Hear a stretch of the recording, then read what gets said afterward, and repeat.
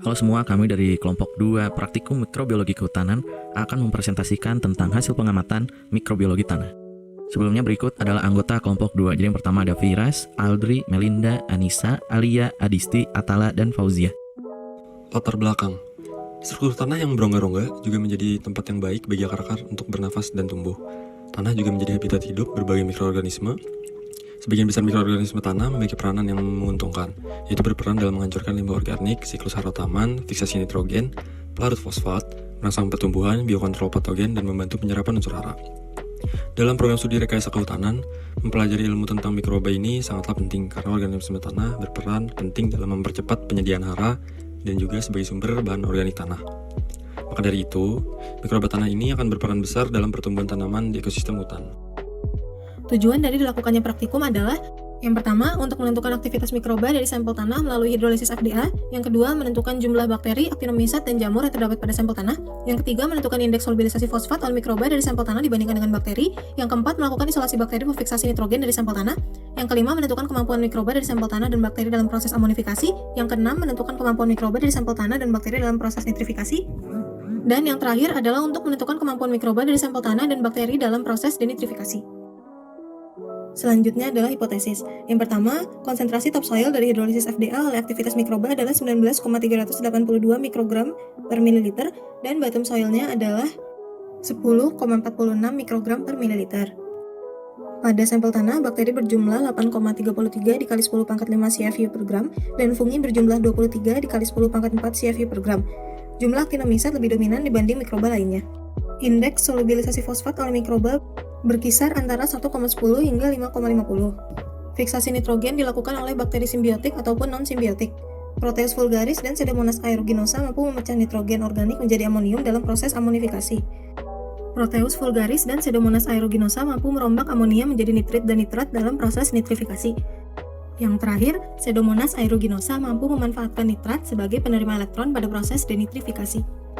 Kemudian berikut merupakan outline dari pembahasan pada praktikum ini. Jadi yang pertama ada garis besar praktikum, yang kedua amonifikasi, yang ketiga nitrifikasi, yang keempat denitrifikasi, yang kelima fiksasi nitrogen, yang keenam analisis FDA, yang ketujuh enumerasi mikroba, dan yang terakhir adalah perlarut fosfor.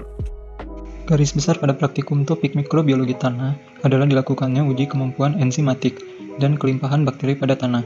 Kelimpahan bakteri dapat menjelaskan bahwa sebuah ekosistem memiliki siklus hara yang berlangsung secara normal dan terkandung banyak komponen organik yang berfungsi sebagai sumber kehidupan dari mikroorganisme. Analisis pada praktikum ini dilakukan dengan uji hidrolisis FDA, enumerasi mikroorganisme, solubilisasi fosfor, isolasi bakteri fiksasi nitrogen, amonifikasi, nitrifikasi, dan denitrifikasi. Amonifikasi dapat diartikan sebagai sebuah proses pembentukan senyawa amonium yang melibatkan bakteri. Selain bersumber dari fiksasi nitrogen, amonium terbentuk dari proses dekomposisi. Amonifikasi dapat terjadi juga sebagai akibat dari adanya aktivitas bakteri yang mengubah nitrogen organik pada ekosistem menjadi amonium. Proses dari amonifikasi pada prinsipnya adalah berasal dari senyawa nitrogen organik dengan proses reaksi dari protein menjadi asam amino dan hasil akhir berupa NH3. Bakteri yang sangat umum berperan dalam proses amonifikasi ini adalah dari kelompok Bacillus, Clostridium, Proteus, Pseudomonas, dan Streptomyces. Enzim yang berperan dalam proses amonifikasi adalah enzim urease dan terkadang nitrit reduktase. Pada slide berikut merupakan rantai proses dari reaksi amonifikasi di ekosistem yang berawal dari NO3, kemudian berubah menjadi NO2, dan kemudian dapat menjadi NH4 maupun N2. Selanjutnya, pada slide ditampilkan mengenai indikator dalam uji amonifikasi berdasarkan respon dari perubahan pada reagen Nessler. Dapat dilihat beberapa karakteristik uji negatif dan positif seperti pada slide berikut. Dalam proses pengamatan amonifikasi, jika hasil uji menunjukkan adanya perubahan warna dari kontrol menjadi warna kekuningan, maka hal tersebut dapat dikatakan sebagai uji positif, yang berarti sampel tersebut mengandung senyawa amonia. Nitrifikasi. Pada prinsipnya, nitrifikasi merupakan reaksi oksidasi dari amonia untuk membentuk nitrit atau nitrat. Proses nitrifikasi melibatkan bakteri pengoksidasi amonia yang bersifat autotrofik yang berperan dalam oksidasi amonia menjadi nitrit, di antaranya yaitu Nitrosomonas, Nitrosococcus, Nitrospira, Nitrosolobus, dan Nitrosovibrio. Dan enzim yang berperan dalam proses nitrifikasi ini adalah enzim amonia monooksigenase dan enzim nitrit oksidase. Reaksi nitrifikasi. Nitrifikasi terjadi melalui dua tahapan reaksi. Yang pertama, oksidasi amonium menjadi nitrit yang dilakukan oleh mikroba pengoksidasi amonium seperti Nitrosomonas. Dan tahap kedua adalah oksidasi nitrit menjadi nitrat oleh mikroba pengoksidasi nitrit seperti Nitrobacter. Hasil pengamatan nitrifikasi. Hasil pengamatan menunjukkan terjadi perubahan warna kuning pada uji Nessler dan warna biru kehitaman pekat pada uji Tromsdorf yang menandakan hampir seluruh amonium telah diubah ke nitrit. Pada uji dipenilamin, terdapat perubahan menjadi kuning tua yang menandakan terjadi pembentukan nitrat. Denitrifikasi. Denitrifikasi merupakan proses degradasi senyawa nitrogen dalam kondisi anaerob. Pada proses ini akan dihasilkan produk samping berupa denitrogen oksida atau N2O yang berasal dari konversi biologi senyawa nitrat menjadi nitrit, nitros oksid atau denitrogen oksida, dan molekul nitrogen. Bakteri yang berperan dalam proses denitrifikasi ini diantaranya Bacillus, Alteromonas, Pseudomonas, Achaligens, dan Aqua spirillum. Hasil pengamatan denitrifikasi. Berdasarkan hasil pengamatan, teramati banyak gas yang terbentuk di dalam tabung Durham yang menunjukkan adanya gas nitrogen. Selanjutnya adalah fiksasi nitrogen. Prinsip fiksasi nitrogen. Fiksasi nitrogen merupakan proses penambatan nitrogen bebas di atmosfer yang dibantu oleh mikroba tanah. Mikroba fiksasi nitrogen mengubah N2 menjadi N terikat yang akan digunakan sebagai sumber energi untuk metabolisme tanaman. Selanjutnya adalah hasil pengamatan isolasi bakteri fiksasi nitrogen. Terdapat lapisan tipis yang terbentuk pada permukaan medium di sampel tanah subur 1, tanah tandus, tanah persawahan, tanah dengan kompos, Pseudomonas aeruginosa, dan Proteus vulgaris, kecuali pada sampel tanah subur 2. Lapisan tipis yang terbentuk pada permukaan medium seperti yang telah disebutkan merupakan usaha mikroba dalam mencapai kondisi mikroaerobik atau keadaan dengan konsentrasi oksigen yang sedikit. Mikroba tersebut biasanya merupakan organisme mikroaerofil atau mikroba yang membutuhkan sedikit oksigen untuk hidup. Berdasarkan hasil pengamatan, maka dapat disimpulkan bahwa terdapat organisme mikroaerofil yang terlibat dalam fiksasi nitrogen semua sampel tanah, terkecuali pada sampel tanah subur 2. Selanjutnya adalah pembahasan terkait analisis FDA. Analisis FDA dilakukan dengan tujuan untuk melihat bagaimana pengaruh aktivitas enzimatik mikroba pada kesuburan tanah. Peningkatan aktivitas enzimatik mikroba tanah dapat meningkatkan kesuburan tanah sekitarnya. Hal tersebut disebabkan oleh enzim yang mempercepat reaksi dalam tanah sehingga proses dekomposisi bahan organik terjadi lebih cepat.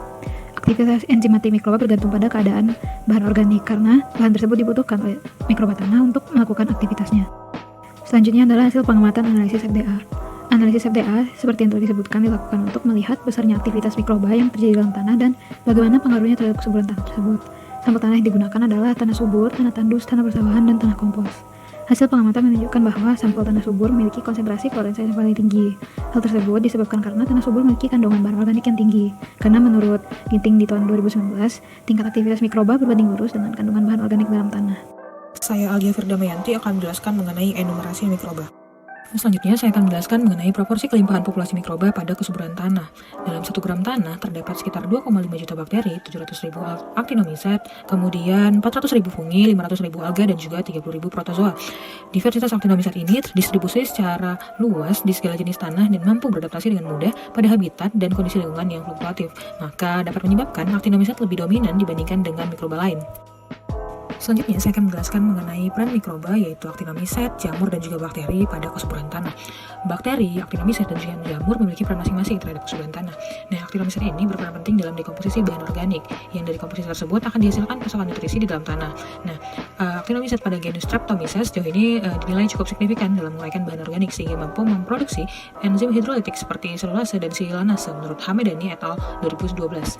Dan menurut Nur Hayati tahun 2014, bakteri di dalam tanah banyak dimanfaatkan dalam budidaya tanaman yang berperan sebagai pupuk hayati atau biofertilizer. Contohnya dalam fiksasi nitrogen atau untuk menurunkan mikroorganisme sehingga dihasilkan fosfat organik. Nah, bakteri juga berperan sebagai biodekomposer yang akan menguraikan bahan organik dan mendukung proses mineralisasi dalam tanah. Bakteri juga berperan sebagai biopestisida yang mampu menghambat pertumbuhan bakteri patogen di dalam tanah dan mampu menekan penyakit tanaman. Nah, bakteri juga dapat berperan sebagai indikator kekebalan tanaman, penghasil zat pengatur tumbuh yang biasanya mencakup bakteri yang berperan sebagai pupuk hayati dan biopestisida. Dan juga menurut Priyono tahun 2018, jamur berperan dalam penyediaan nutrisi dalam tanaman sehingga dapat berperan sebagai agen dekomposer selulosa, hemiselulosa, pati, pektin, dan lignin pada bahan organik yang dikomposisi. Selain itu, jamur juga mampu berperan sebagai bahan makanan untuk bakteri. Jamur juga mampu berperan sebagai agregasi tanah dalam pembentukan humus, sehingga ketika jamur berjumlah banyak di dalam tanah, maka mampu menyebabkan koloni jamur tersebut akan membentuk asosiasi dengan akar. Selanjutnya itu hasil pengamatan mengenai uji enumerasi dengan menggunakan sampel tanah subur, tanah tandus, dan juga tanah yang ditambahkan kompos. Maka didapatkan hasil bahwa persen aktinomisa terbanyak terdapat pada tanah subur sebesar 84,51% dan terendah pada tanah tandus sebesar 19,03%. Kemudian persen bakteri terbanyak terdapat pada tanah tandus sebesar 71,83% dan terendah pada tanah yang ditambahkan kompos sebesar 28,3%. Dan persen jamur terbanyak terdapat pada tanah subur sebesar 15,49% dan yang terendah pada tanah kompos sebesar 0,29%. Kemudian, apa yang menyebabkan persentase tersebut muncul? Menurut Turkanto tahun 2017 disebutkan bahwa jumlah aktinomiset paling banyak terdapat pada tanah subur. Hal ini dikarenakan aktinomiset memang berjumlah dominan jika dibandingkan dengan jumlah mikroba lain, dan aktinomiset paling sedikit pada tanah tandus karena aktinomiset sendiri tumbuh optimal pada kondisi unsur hara yang sesuai dengan sumber nutrisi yang cukup. Kemudian, menurut Purwanto tahun 2011 menyebutkan bahwa tingginya presentasi bakteri pada tanah tandus diduga karena kandungan karbon organik pada tanah tandus yang lebih tinggi. Maka karbon organik ini dapat berperan sebagai sumber nutrisi bagi mikroba. Kemudian, menurut Priyono tahun 2018 menyatakan bahwa tingginya persentase jamur pada tanah subur karena jamur sendiri berperan dalam dekomposisi bahan organik, sehingga semakin banyak bahan organik yang terdekomposisi, maka semakin banyak nutrisi yang dihasilkan. Maka dapat disimpulkan bahwa tanah subur merupakan tempat yang paling baik untuk pertumbuhan jamur. Selanjutnya ialah pelarut fosfat. Siklus fosfor. Siklus fosfor merupakan siklus yang melibatkan fosfor. Nah, siklus ini dinilai paling sederhana dari siklus lainnya karena tidak melalui atmosfer. Di alam, fosfor sendiri dibagi menjadi dua bentuk, yaitu senyawa fosfat organik, misalnya dari tumbuhan dan hewan, dan fosfat anorganik, misalnya dari air dan tanah. Fosfor di alam didapatkan dari batuan, bahan organik tanah, tanaman yang dimanfaatkan dalam fiksasi mineral. Fosfor juga, berubah fosfat diserap tanaman untuk disintesis senyawa organiknya.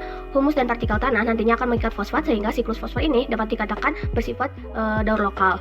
Fosfor di alam bentuknya terikat sebagai kalsium fosfat, besi fosfat atau aluminium fosfat, fitat ataupun protein. Nah, pelarutan mineral fosfat terjadi karena adanya sintesis bahan asam organik oleh mikroba pelarut fosfat. Mekanisme pelarutan fosfat oleh aktivitas mikroba pelarut fosfat terjadi berkaitan dengan kemampuan mikroba untuk menghasilkan enzim fosfatase. Nah, bakteri-bakteri yang berperan dalam daur fosfor ini dan siklus fosfor ini antara lain seperti Bacillus, Pseudomonas, Aerobacter aerogenes, dan Xanthomonas. Mikroorganisme tersebut dapat melarutkan fosfat sehingga dapat dimanfaatkan oleh tanaman. Kemampuan pelarut fosfat oleh bakteri dapat dilihat dari perhitungan nilai indeks pelarutan fosfatnya atau IPF-nya, di mana IPF merupakan penjumlahan diameter koloni dan zona bening yang teramati dibagi dengan diameter koloni yang teramati. Berikut merupakan salah satu contoh hasil pengamatan pelarut fosfat pada tanah subur di hari kelima, di mana kultur larutan tanah subur ini menggunakan medium Pikovskaya. Teramati koloni bakteri tumbuh dan koloni tersebut dikelilingi oleh zona hambat. Pada praktikum, indeks pelarutan fosfat terbesar itu ditempati oleh tanah kompos, yaitu sebesar 3 IPF-nya, dan tanah subur sendiri posisi kedua, yaitu IPF-nya 1,32. Nah, zona bening ini dapat diartikan sebagai kemampuan kultur pada sampel dalam melarutkan fosfatnya. Bakteri pelarut fosfat akan melarutkan fosfat dalam bentuk PO4 menggunakan enzim fosfatase, sehingga terbentuk zona bening di sekitaran koloni bakteri pelarut fosfat. Nah, zona bening yang mengelilingi bakteri yang tumbuh terbentuk karena adanya pelarutan fosfat dari sumber fosfat yang sukar larut. Fosfat sukar larut ini berada di dalam media dan dilarutkan oleh asam-asam organik yang dihasilkan oleh mikroba pelarut fosfat, menurut Santosa tahun 2007. Berdasarkan praktikum dan pengamatan yang dilakukan, maka didapatkan kesimpulan yaitu yang pertama, tanah subur memiliki nilai absorbansi, konsentrasi fluoresen, dan rata-rata fluoresen tertinggi dibandingkan ketiga jenis tanah lainnya, yaitu senilai 2,16, 19,41, dan 11,96.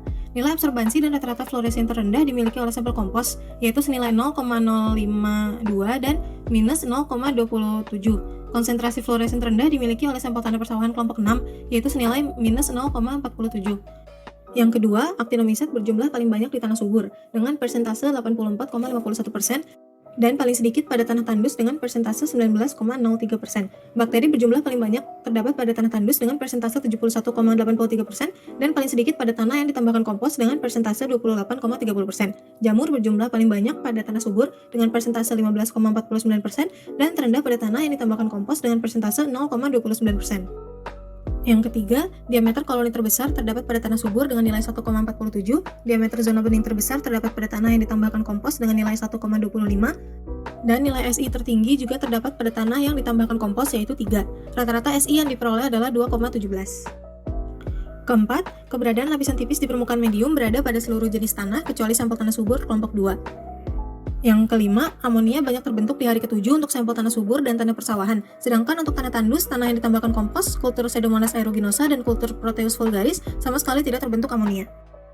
6. Amonia paling banyak terbentuk di minggu 1 pada sampel tanah 1 dan pada perlakuan uji amonia dengan reagen Nessler pada medium kaldu amonium kelompok 5. Nitrit terbentuk di kedua medium, namun masih lebih dominan di medium kaldu nitrit, sedangkan nitrat tidak banyak terbentuk baik di medium kaldu amonium maupun medium kaldu nitrit.